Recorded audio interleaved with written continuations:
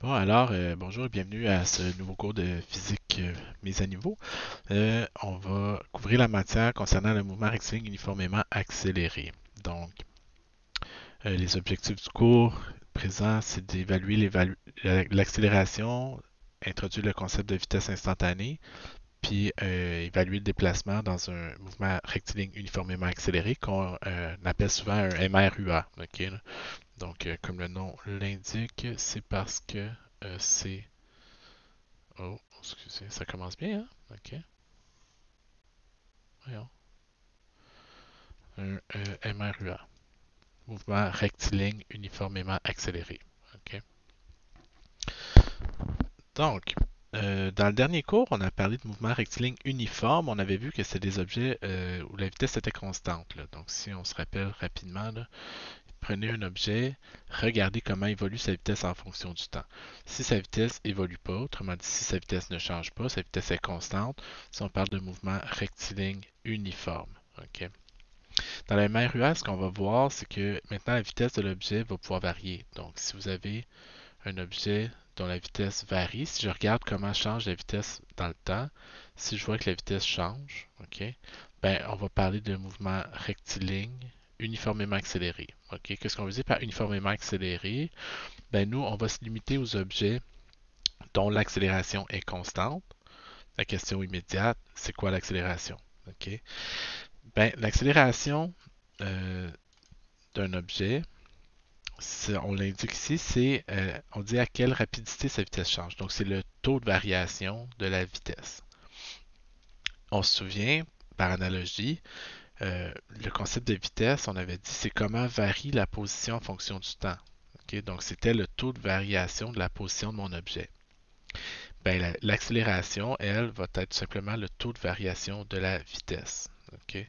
Si la vitesse augmente de 5 mètres par seconde à chaque seconde, on va dire que l'objet a une accélération de 5 mètres par seconde carré. Ok. Les mètres par seconde carré, premièrement, ben, comment on trouve les unités? Ok.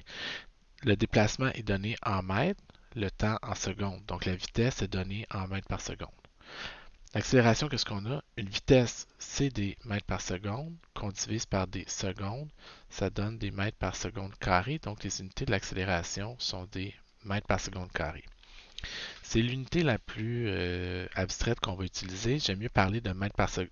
Ben, on parle de mètres par seconde carré, mais comment se le représenter? C'est des mètres par seconde. Là. Donc, c'est quoi le taux de variation? Donc, à chaque seconde, la vitesse change de x mètres par seconde. Donc, ça nous donne une accélération de a mètres par seconde carré.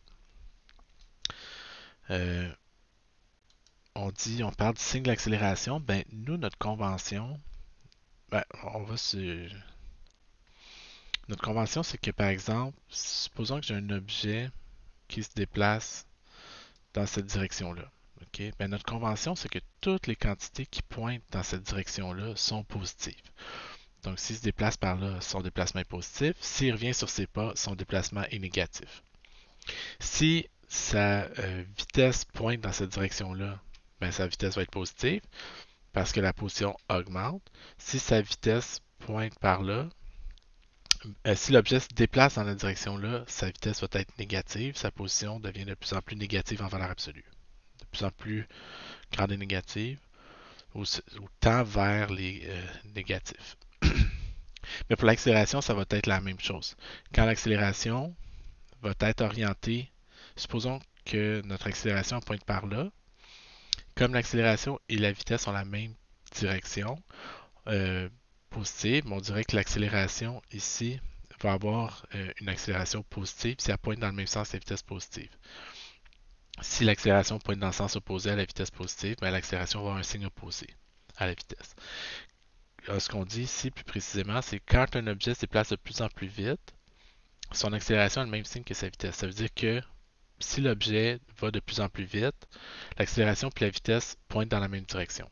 Okay?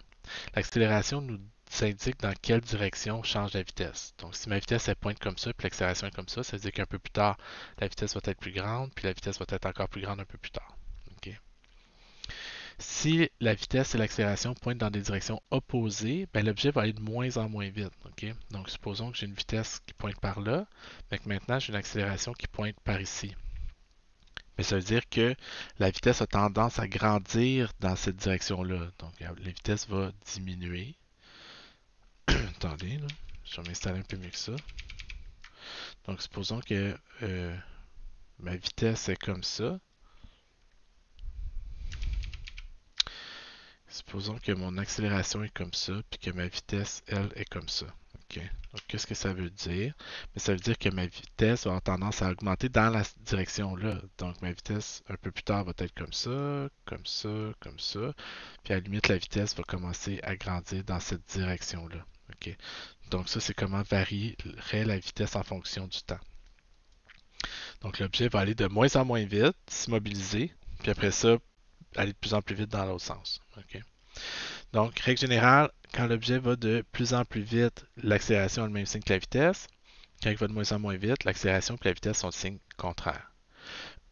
Puis nous, notre convention, c'est de dire un objet qui se déplace vers la droite, ben, sa position augmente, sa vitesse est positive. Okay. Si l'objet se déplace dans cette direction-là, sa vitesse va être négative. Donc, si on regarde comme exemple ici, un objet qui se déplace vers la droite en allant de plus en plus vite, ben, premièrement, s'il se déplace vers la droite, sa vitesse va être positive. Puis s'il se déplace de plus en plus vite, c'est parce que l'accélération a le même signe que la vitesse. Donc l'accélération serait elle aussi positive. Okay.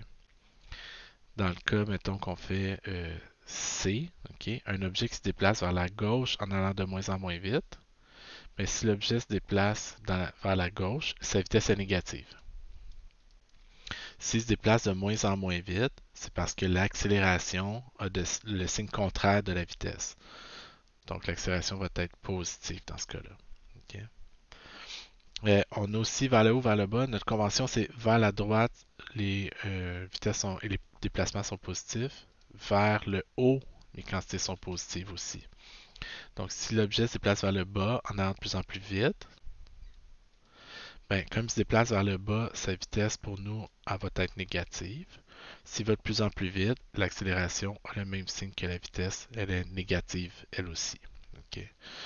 Donc, je vous laisse pratiquer. Okay. On dit quelle est l'accélération d'un objet si sa vitesse augmente de 2 mètres par seconde à chaque seconde. Donc, on parle de la définition de l'accélération. Okay. C'est souvent ça ici quand on introduit des nouveaux concepts, là, on va vraiment s'habituer à partir des définitions. Donc, l'accélération, c'est le taux de variation de la vitesse. Okay. Comment varie la vitesse en fonction du temps? On dit à chaque seconde, la vitesse augmente de 2 mètres secondes.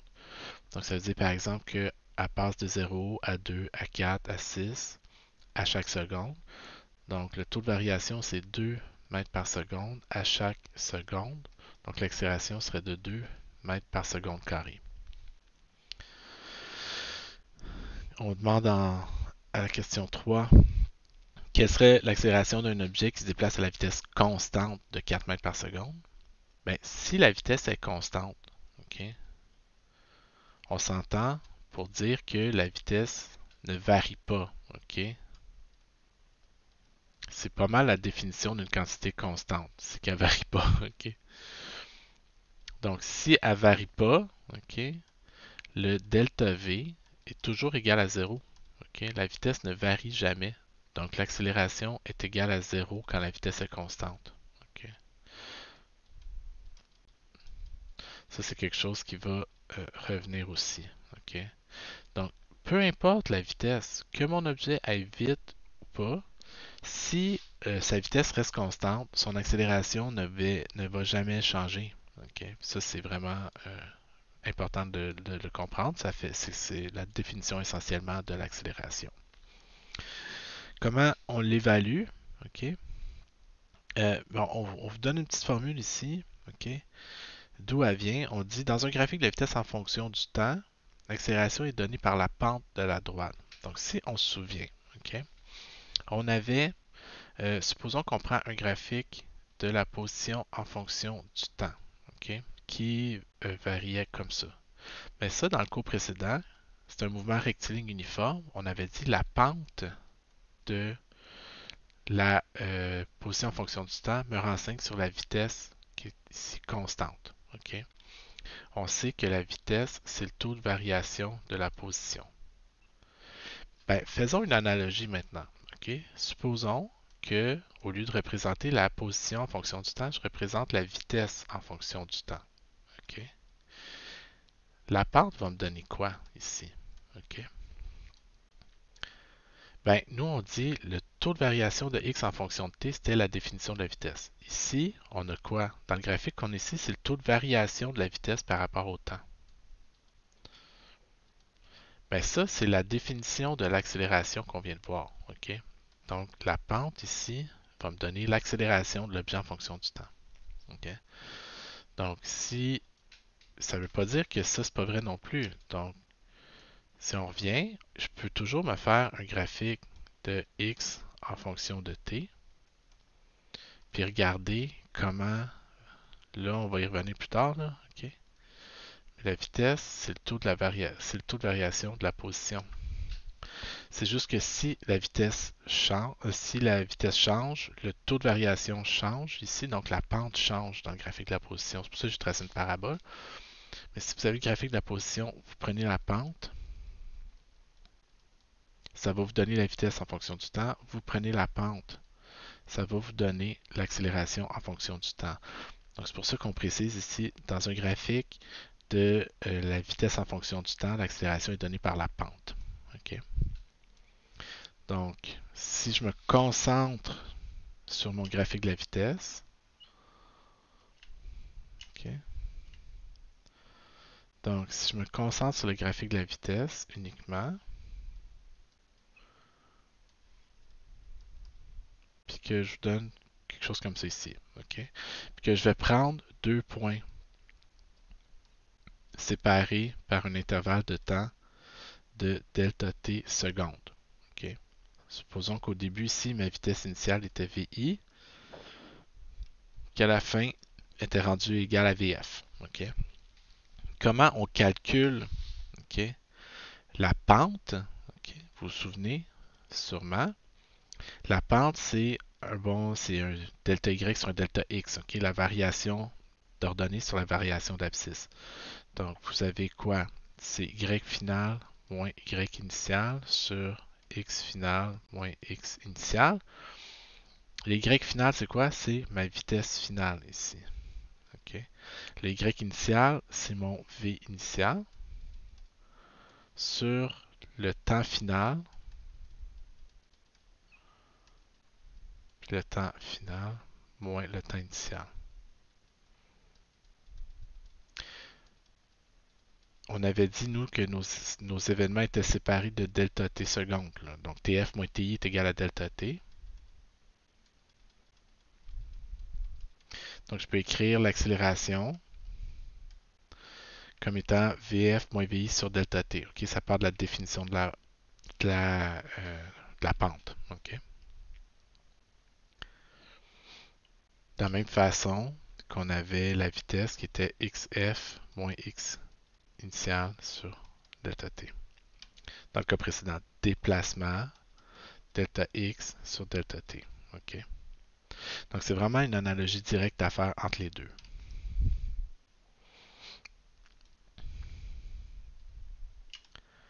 Oups.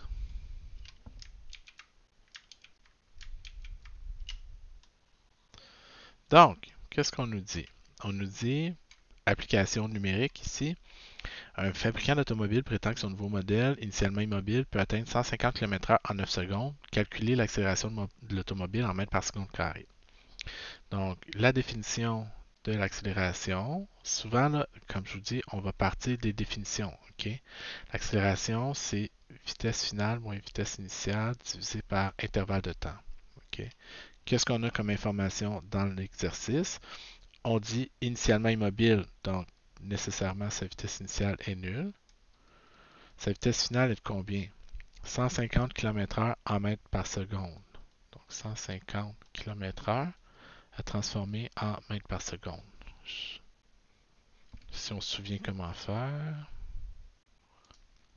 Donc, on l'avait vu dans le dernier cours, là, mais vous irez voir, on transforme les vitesses en km/h en mètres par seconde en les divisant par 3,6. OK? Donc, ma vitesse finale en mètres par seconde.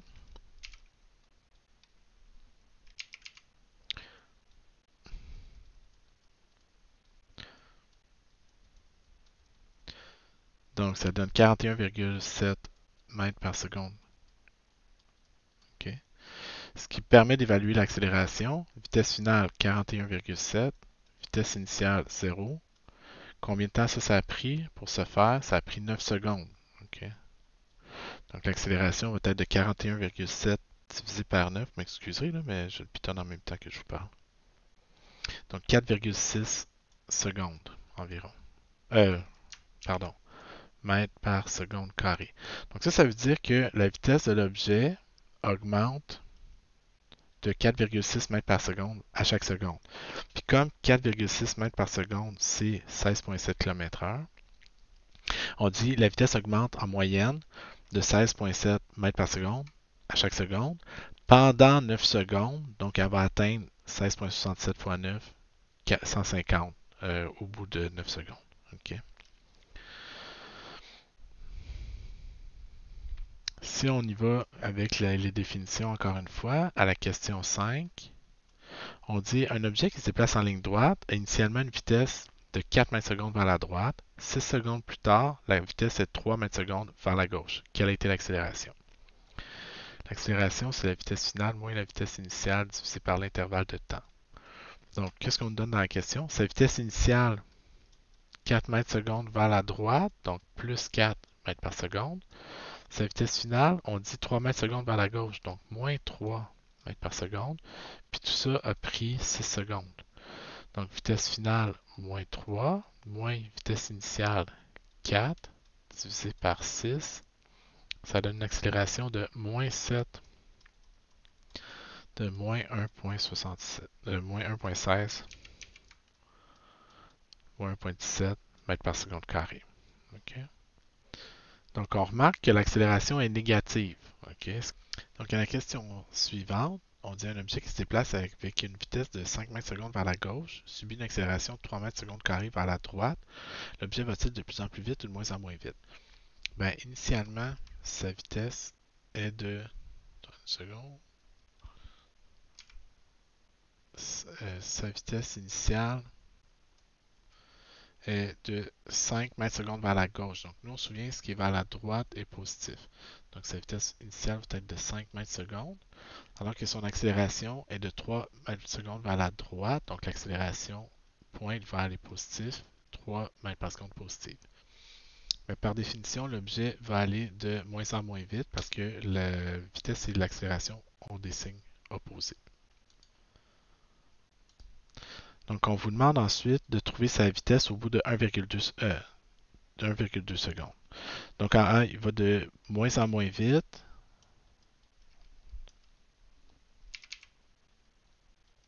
Parce que la vitesse et A ont des signes opposés. OK. Non, excusez. En B, on vous demande de trouver sa vitesse au bout de 1,2 secondes. Donc, nous, ce qu'on connaît, c'est la vitesse initiale, l'accélération, puis l'intervalle de temps. On cherche la vitesse finale. OK? Donc, on parle de la définition de l'accélération. L'accélération, c'est comment varie la vitesse en fonction du temps. Ici, ce qu'on va faire, pour vous donner une idée, un petit peu d'algèbre. Donc, si on veut isoler, nous, qu'est-ce qu'on dit? On cherche la vitesse finale. OK? Donc, on veut isoler VF. Donc, qu'est-ce qu'on fait? Ben, le reste vont tout être des constantes de toute façon. Donc, on va multiplier par delta T de chaque côté de l'équation. OK? Donc, autrement dit, je fais pour vous faire un très bref rappel en algèbre. OK? On multiplie par dt de chaque côté. Donc, le dt puis le dt se simplifie. Ensuite, on veut isoler VF. Donc, on va envoyer VI de l'autre côté. On va additionner VI de chaque côté. Ça fait disparaître les VI ici. Il nous reste donc juste VF qui est égal à VI plus A fois delta T. OK? Donc, quelles sont les valeurs ici qu'on connaît? On cherche la vitesse finale. La vitesse initiale, c'était moins 5. L'accélération, plus 3. Puis l'intervalle de temps, 1,2 secondes. 3,6 moins 5, moins 1,4. Donc, la vitesse finale, moins 1,4 secondes. OK. Donc, au bout de 1,2 secondes, ma vitesse est passée de moins 5 à moins 1,4. Donc, on remarque que la vitesse diminue en valeur absolue. Donc, l'objet va de moins en moins vite. Ce qui est le résultat qu'on s'attendait de trouver. En C, on vous demande combien de temps ça prend avant de s'immobiliser. OK? Donc là, c'est juste qu'on joue un petit peu sur ce qu'on connaît, ce qu'on connaît pas, ce qu'on cherche. Donc, toujours la même définition. Accélération, vitesse finale, moins vitesse initiale sur delta t. Maintenant, on connaît l'accélération, 3 mètres par seconde. On connaît la vitesse initiale, moins 5. Puis on veut s'immobiliser. Donc, par définition, pour que mon objet soit immobile, il faut que sa vitesse soit égale à 0. OK? Donc, à ce moment-là, la vitesse qui est de déplacement sur delta t, là, mais si mon objet ne se déplace pas, delta x est égal à 0. Okay? Donc, la vitesse est égale à 0. Okay? Donc, je cherche delta t pour que Vf soit égal à 0. L'accélération, si je reprends ma définition, l'accélération c'est 3, la vitesse finale 0, vitesse initiale moins 5. Il faut vraiment faire attention aux signes. Okay? Sur delta t. Donc, j'ai 3 est égal à plus 5 sur delta t. Je peux faire des produits croisés, je peux l'isoler comme je veux. Delta t va être égal à 5 divisé par 3. Donc delta t est égal à 1,67 secondes. Donc, mon objet au début se déplaçait à moins 5 mètres par seconde. L'accélération étant positive, sa vitesse en valeur absolue diminue. Au bout d'1,2 secondes, c'est rendu juste moins 1,4 secondes. 1,67 secondes après le départ, c'est rendu à 0 directement. Okay? Donc, c'est ça dans l'exercice numéro 6. Exercice numéro 7 maintenant.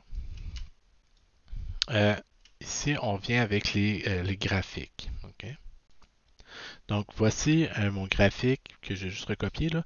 On dit voici le graphique de la vitesse en fonction du temps pour deux objets qui se déplacent en ligne droite. On a l'objet A en noir, l'objet B en bleu. On vous demande lequel des deux se déplace le plus rapidement. Okay? Autrement dit, lequel a la plus grande vitesse. Bien, ici, si on compare, l'objet A, sa vitesse varie de 0 à 5, pendant que celle de l'objet B varie de 5 à 6. Donc, la vitesse de l'objet B est plus grande que celle de l'objet A. Okay? Lequel des deux a la plus grande accélération maintenant? Ah, mais on se souvient que l'accélération, c'est comment varie la vitesse. Okay? C'est la... Bon. Donc, lui, on a dit que pendant la première seconde, la vitesse varie de 0 à 5. Lui, pendant le même intervalle de temps, la vitesse varie juste de 5 à 6. Donc, la vitesse de celui-là, de B, varie beaucoup moins que la vitesse de A. Donc, c'est l'objet A qui a la plus grande accélération ici. Okay? Parce que sa vitesse varie plus okay? Pendant le même intervalle de temps. On aurait pu le faire aussi en se souvenant ce qu'on a dit juste un petit peu plus tôt, c'est que dans un graphique de la vitesse en fonction du temps, ben, la pente me donne l'accélération. Okay? Donc ça, c'est quelque chose avec lequel on va travailler souvent. Donc, l'accélération étant le taux de variation de la vitesse, l'accélération était comment varie ma vitesse en fonction du temps. Mais quand si je prends deux points quelconques, ok, mettons le point qui est ici, puis le point qui est ici, si je calcule le taux de variation entre ces deux points-là, donc le delta V sur le delta T, ou encore vitesse finale moins vitesse initiale sur temps final moins temps initial.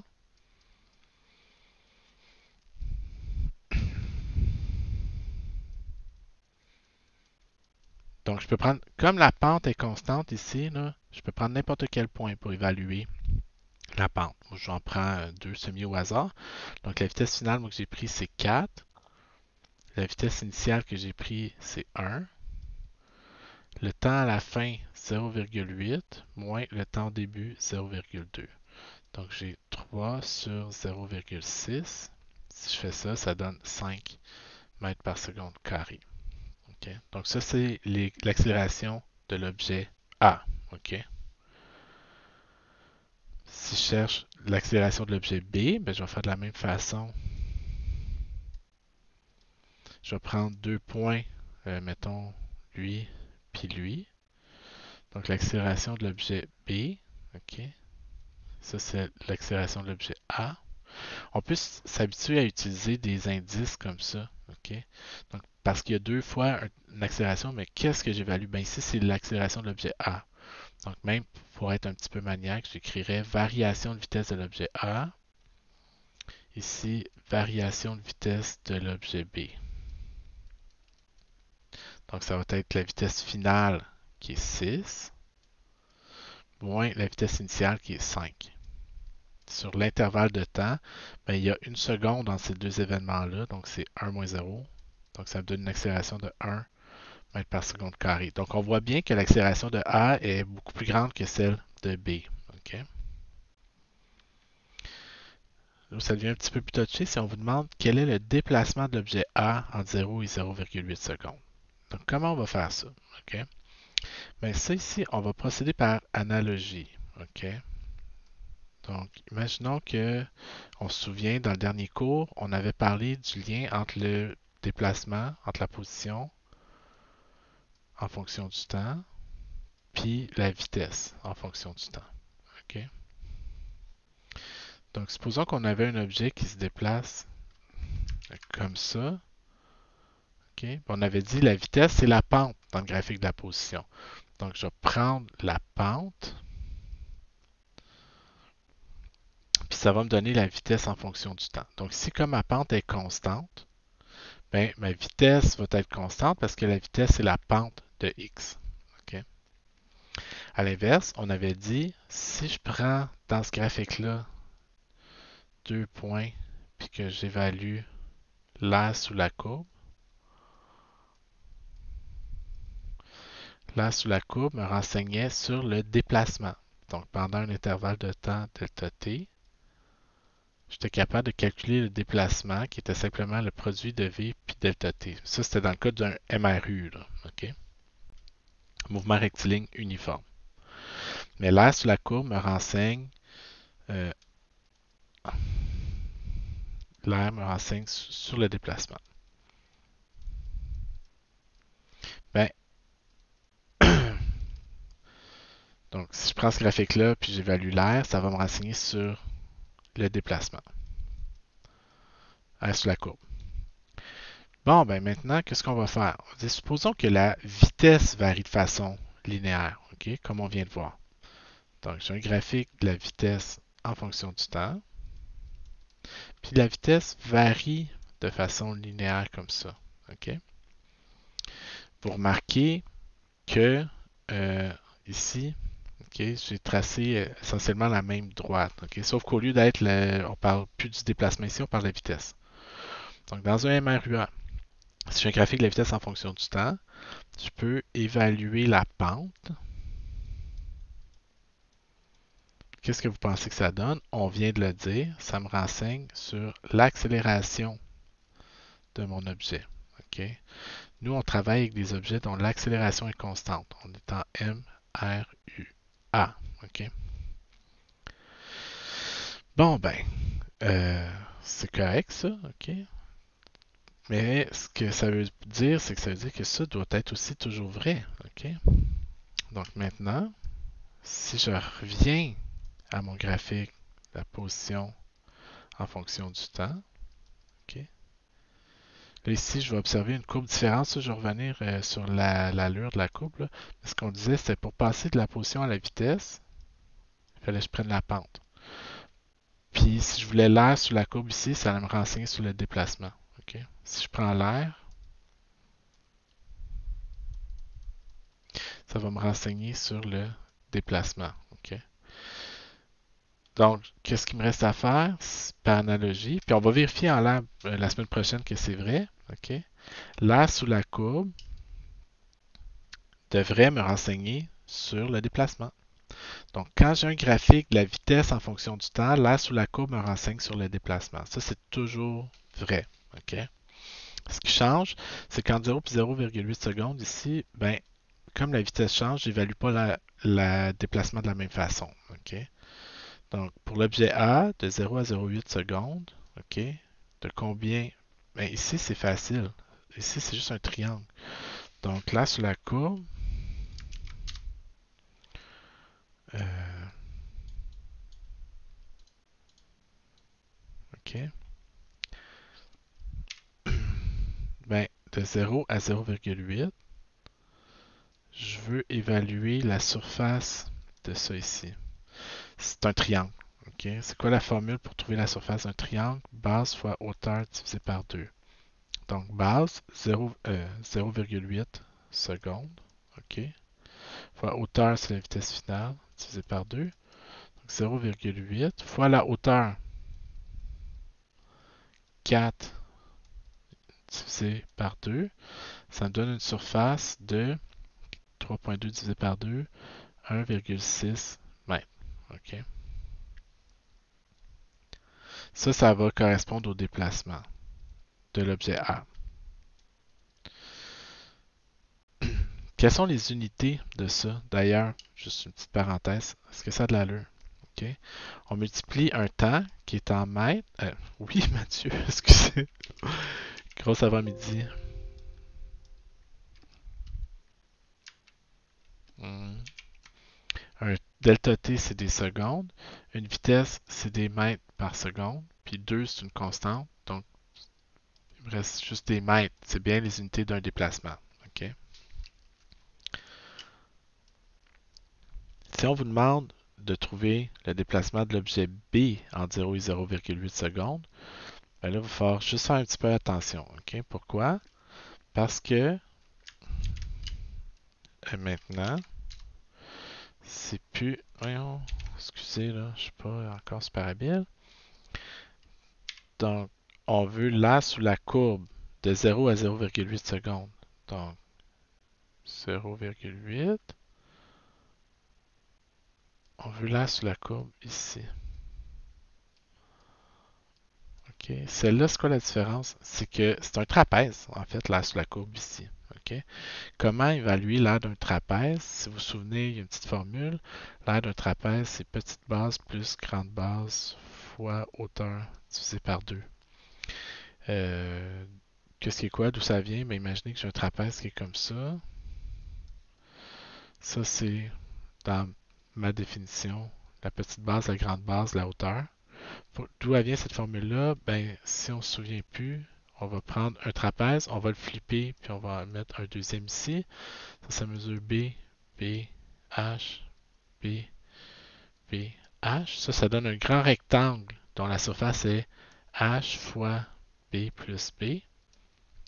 OK, ça mesure B plus B, ça mesure H. La surface, c'est ça. Mais comme je veux juste la surface de un des deux, je vais diviser par 2. Une demi fois H fois B plus B. OK. C'est pas super important de savoir d'où ça vient. C'est juste pratique si vous l'oubliez. OK. Donc ici, si je veux évaluer le déplacement de l'objet B, je vais utiliser de 0 à 0,8. Je vais évaluer là sous la courbe.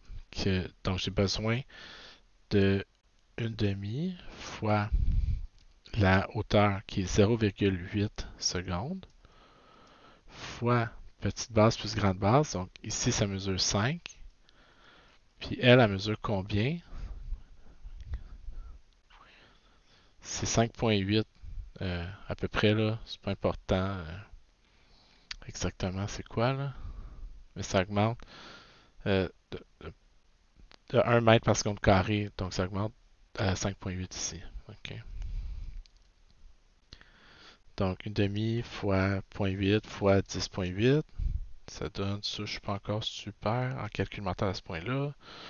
0,5 fois 0,8 fois 10,8. 4,32 mètres. OK. Donc le déplacement de B de 4,32 mètres pendant ce temps-là. OK? Donc, ce qui est plus important que la valeur numérique, par contre, c'est de retenir le lien ici. OK? Donc, quand j'ai un graphique de la position puis que je prends la pente, ça va me donner le graphique de la vitesse, le taux de variation de la position. Quand j'ai un graphique puis que je calcule le taux de variation, ça va me renseigner, ou la pente, ça me renseigne sur l'accélération qui est le taux de variation de la vitesse. Quand je prends un graphique de la vitesse puis que je fais l'air sur la courbe entre deux points, ça me donne le déplacement entre ces deux instants-là. OK? Évidemment, si je prends l'air, si j'ai un graphique de l'accélération en fonction du temps, puis que je prends l'air sous la courbe, qu'est-ce que vous pensez que ça va donner? OK? Mais ça mesure delta t, ça mesure A. Par définition, A est constant. La surface ici mesure A fois delta t. Qu'est-ce que je connais comme formule? La définition d'accélération, c'est delta v sur delta t. Donc, delta v est égal à A fois delta t. Ah, ben l'accélération, l'air sur la courbe me renseigne sur le delta v ici. OK? Donc, l'air sous la courbe me renseigne sur le delta v entre ces deux points-là. OK? Ça ne me dit pas c'est quoi la vitesse finale. Ça me dit de combien a changé la vitesse. De la même façon que quand j'ai un graphique ici, ça me donne le déplacement. Ça ne me dit pas à quel endroit se trouve l'objet. OK? L'exercice numéro 8, c'est vraiment juste des applications, en fait. Fait que je ne le ferai pas en détail avec. Donc, excusez, donc je ne ferai pas l'exemple en détail avec vous ici, l'exemple numéro 8. OK? Ce que je vais faire, c'est que je vais juste vous donner des petits cues là, en bon français, des indices comment vous aligner. Donc, pour la question A, calculer l'accélération pendant les 10 premières secondes. Donc, nous, tant que la vitesse change de façon linéaire, l'accélération est constante. Donc, comme je disais, j'espère que ça ne déconcentre pas trop ces petits pauses-là. Là. Donc, on demande l'accélération pendant les 10 premières secondes. Nous, on sait que l'accélération, c'est la pente dans le graphique de la vitesse. Donc, si la pente ne change pas, l'accélération reste constante. OK? Donc, de 0 à 10, la pente est constante. Pour trouver l'accélération pendant les 10 premières secondes, je vais prendre, par exemple, la vitesse ici, puis la vitesse ici. OK? Donc, l'accélération, je vous donne un exemple, vitesse finale moins vitesse initiale sur delta t. Donc, la vitesse est passée de 10 à 20, donc c'est 20 moins 10 en 10 secondes. Donc, ça donne 10 divisé par 10, ça donne 1 mètre par seconde carré. En B, calculer l'accélération à t égale 30,452 secondes. Et là, on veut l'accélération à quel instant? Ici, OK? Mais ce qu'on remarque, c'est que la pente est constante de 30 à 35. OK? Donc, je vais évaluer l'accélération entre 30 et 35 secondes. OK? Pour la trouver. OK?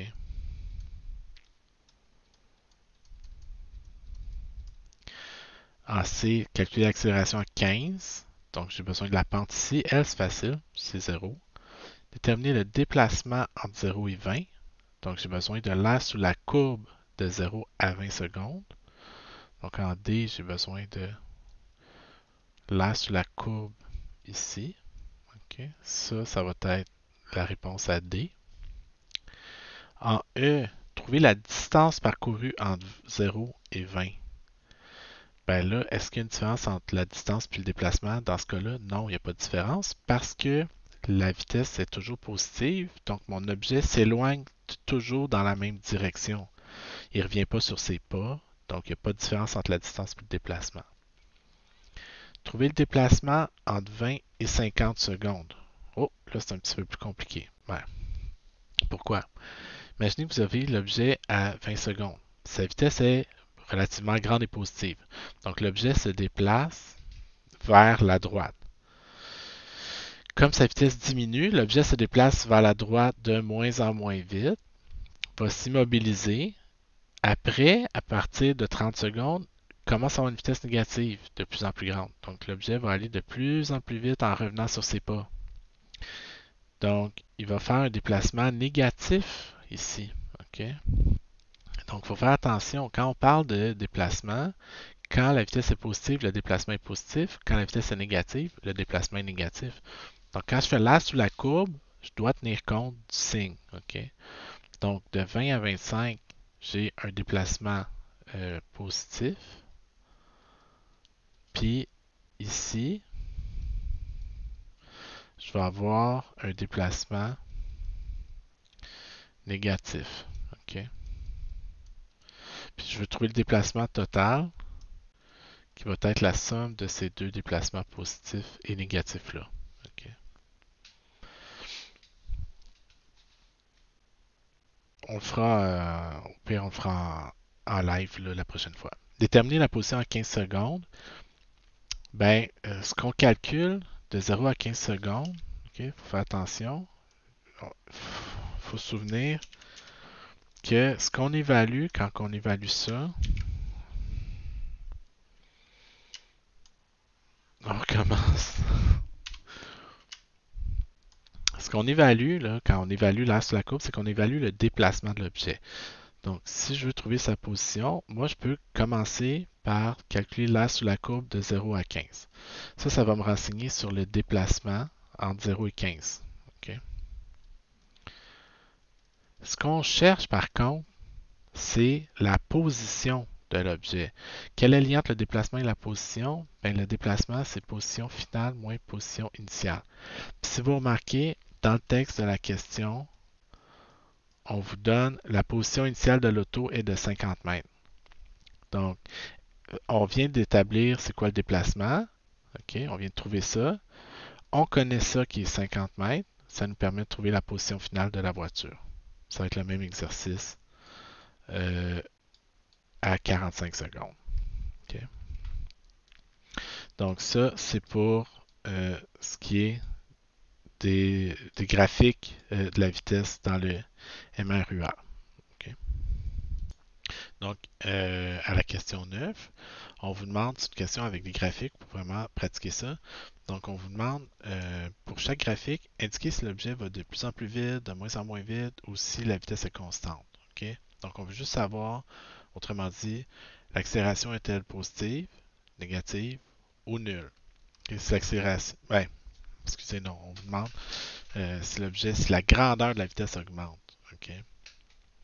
Donc, on se souvient, si la vitesse et l'accélération pointent dans le même sens, l'objet va de plus en plus vite. Si l'accélération puis la vitesse sont dans des directions opposées, l'objet va aller de moins en moins vite.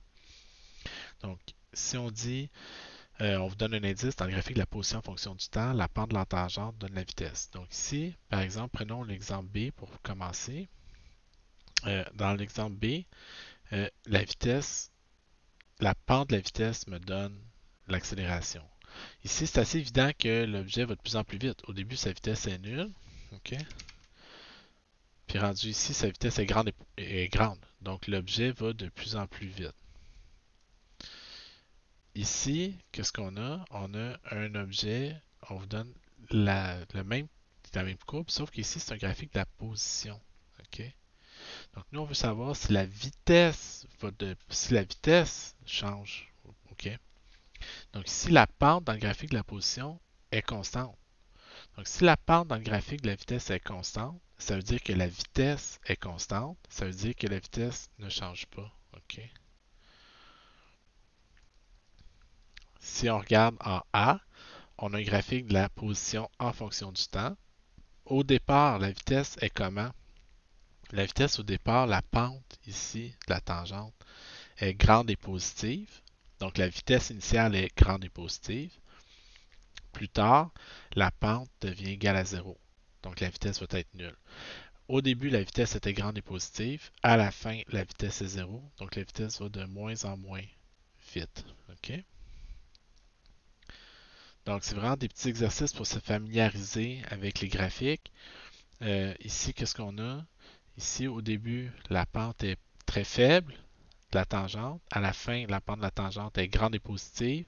Donc vitesse nulle devient vitesse grande et positive. Donc l'objet va de plus en plus vite. OK? Puis je vais vous laisser faire les autres comme ça. OK? Donc première chose, il faut faire attention. Est-ce que c'est un graphique de la position ou un graphique de la vitesse? OK? Sachant ça, qu'est-ce que ça me dit sur est-ce que la vitesse augmente ou diminue. Ok, vous en avez plusieurs pour vous pratiquer. Puis on vous demande à la question 10, pour chaque graphique ci-dessous, trouver à quel moment la vitesse est nulle. Ok? Donc, ce qu'on sait, c'est que la vitesse est nulle quand la pente est égale à 0 dans le graphique de la position. Donc, si on a ici les quatre graphiques suivants, dans un graphique de la vitesse en fonction du temps, on vous demande à quel moment la vitesse est nulle. Ben, c'est assez évident, c'est quand la vitesse est égale à 0. Donc, c'est ici. OK? Donc, c'est ici que la vitesse est nulle. OK? Dans le graphique ici, c'est un graphique de la position. Encore une fois, c'est la première chose à faire. OK? Identifier de quel type de graphique on parle. Quand c'est un graphique de la position, on sait que la pente de la tangente dans le graphique de la position me renseigne sur la vitesse. Donc, ici, ma pente est nulle. Ici, est grande et positive. Ici, est grande et négative. Donc, c'est ici que la pente est nulle. Donc, V est égal à 0 au point B uniquement. En C, on a un graphique de la vitesse en fonction du temps. Donc, c'est la même courbe, sauf qu'on ne parle pas de la même chose. Si je veux savoir où la vitesse est nulle, ben, regardez ici, puis là, la vitesse est directement égale à 0. Donc, il n'y a pas de taux de variation à faire ici ou rien de ça. Puis en D, on a un graphique de la position en fonction du temps. Donc, je dois regarder la pente de la tangente. Ici, ma tangente est grande et positive, puis ici, ma tangente est nulle. Donc, c'est ici que ma vitesse est égale à 0. Okay? En fait, si vous remarquez attentivement, prenez ce graphique-là, coupez cette partie-là, puis ça vous donne le graphique D ici. Okay?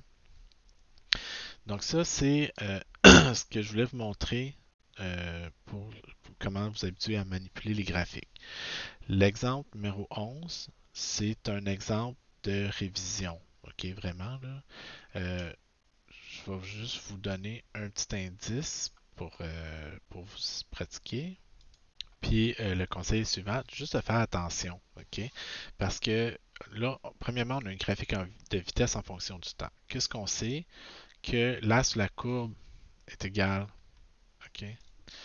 R sous la courbe égale déplacement, puis que la pente est égale à l'accélération. Okay?